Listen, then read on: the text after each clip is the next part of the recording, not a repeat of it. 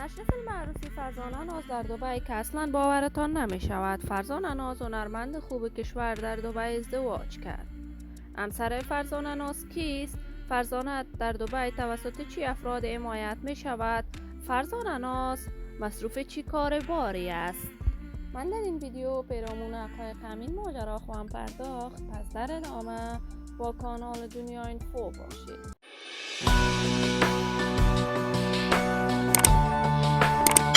سلام و سلامتی نثار هر یک از شما همراهان خوب کانال دنیا اینفو. برای حمایت از من علامت سابسکرایب را فشار دهید و ویدیوهای دیگر کانال دنیا اینفو را از دست ندهید. فرزانه ناز یکی از چهره‌های مشهور و شناخته شده در میان جوانان افغان شهرت و محبوبیت بسزایی دارد. وی با هنر آوازخوانی از سن نوجوانی آغاز کرد و در آن زمان شهرت و محبوبیت بسزایی کسب کرد. فرزانه بعد از آن که محبوب شد برای یک مدت طولانی کاملا از راه هنر موسیقی به دور شد، ولی با چهره جدیدش دوباره شروع به سرودن آهنگ کرد.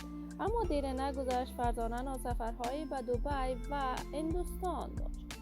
دلیل سفرهای فرزانه ناز دختر فیلم شدن در سینمای دبی بود، اما فرزانه به این آرزویش نرسید و بالاخره برای همیشه از هنر موسیقی هم دوری گزید.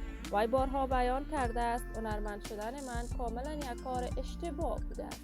من هنرمند نیستم و نخواهد این را ادامه بدهم.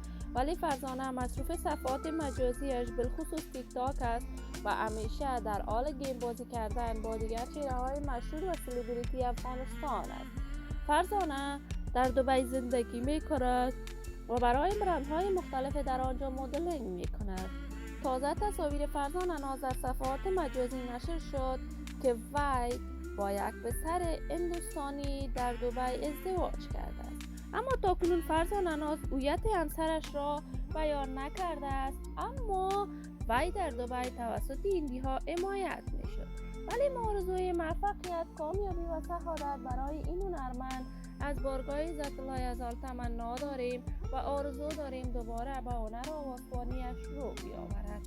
عزیزان و دوستان نهایت ارجمند کانال دنیا اینفو، شما هم نظریات نیکتان را در بخش کامنت با من شریک بسازید. این ویدیو را بالا خواندان و دوستان فرزانه ناز به اشتراک بگذارید.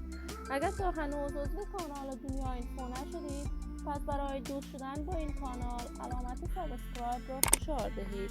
تا درودی دیگر تمام شما خوبان را به الله منان سپرده موفق و کامیاب باشید.